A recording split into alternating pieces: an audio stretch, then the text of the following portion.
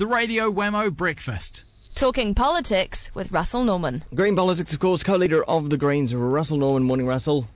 Morning, Wammo.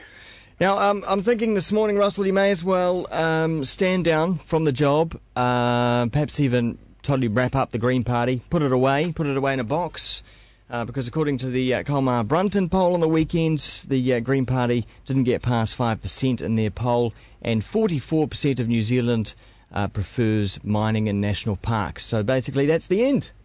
Finished. Well, I think Colmar-Brunton had us, at 4.7 or something. So we're about the 5% threshold. And on the mining, I mean, the nation seems to be reasonably divided on the mining. The question was actually loaded because it said mining in the conservation estate, whereas actually what the government's talking about is mining in Schedule 4, which is like a subset of conservation land, kind of particularly special land. People don't really understand the difference at the moment, though, do they? No, they don't. So people think it's about the conservation estate, but it's not. It's actually about just a small subset of it, which is particularly important, as well as some other land that's not in the conservation estate. Do you think that percentage would drastically change if people knew the difference between that land? I think that there is a movement in New Zealand. 44% of people probably are quite keen to see our prosperity grow through mining. I think that once the actual areas are identified, if they try to go ahead in mining in the Coromandel, for example, and people actually see the areas that they want to mine, I think you'll see those numbers move. Because, obviously John Key and National have been spreading all the nonsense about how it's surgical mining and, it's just little bits here and there, which, of course, is not true. So once the mining if they try to actually do it, I think the numbers would change because people would see what the truth is.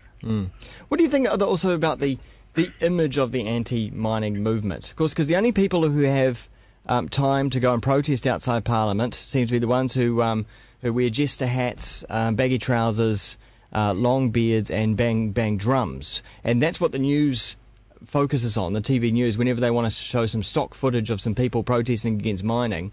It's people like that. And, these people are very passionate and they've been on the ground for years protesting against these sort of things.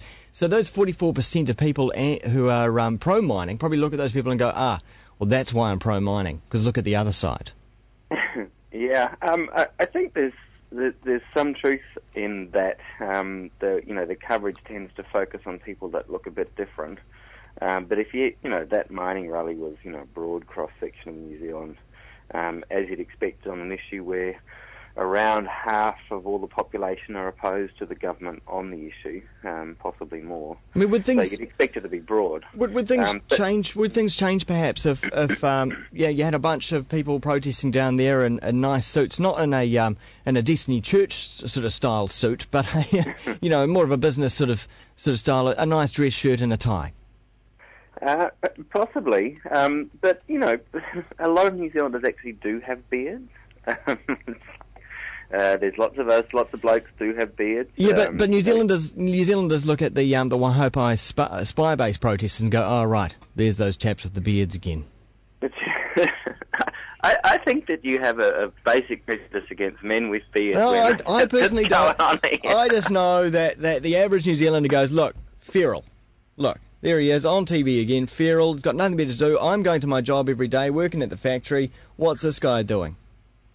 Yeah, but it's also true that even if we go on that poll, about half the country is opposed to mining in the conservation estate. And so, it is a pretty broad movement. It's a very, very broad movement, basically. It's as broad as the National Party itself.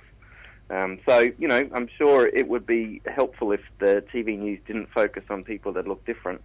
But, obviously the TV news, is always there to kind of, anyone that has a dissenting view tends to be marginalised. That's how TV news works. Well, it's like the classic shots of every time Nandal Tantros was mentioned in the news, he would be on the skateboard. Exactly. They wouldn't have a picture of Nandor at the Select Committee kind of dealing with constitutional issues, which is his real passion. Yeah. No, that would be to legitimate Nandor, and they only do that after he resigns from Parliament, not while he's in Parliament.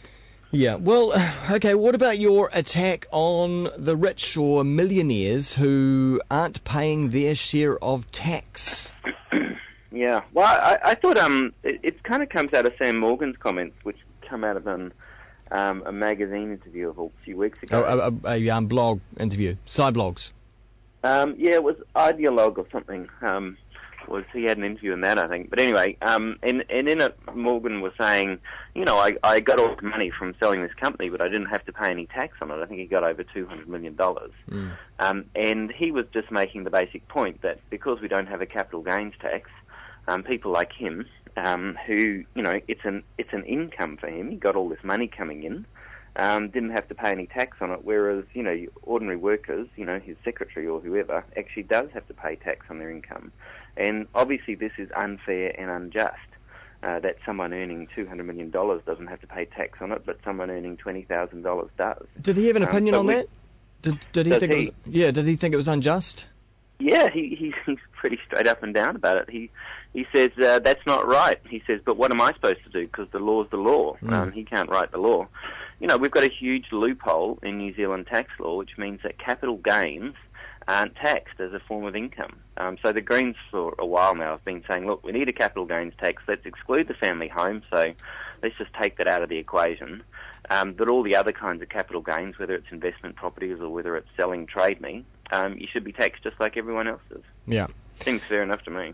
Russel Norman, co-leader of the Greens, thanks very much for your time. Thanks, Wammo. A track now from Mild America. This here is called Rosemary in Love.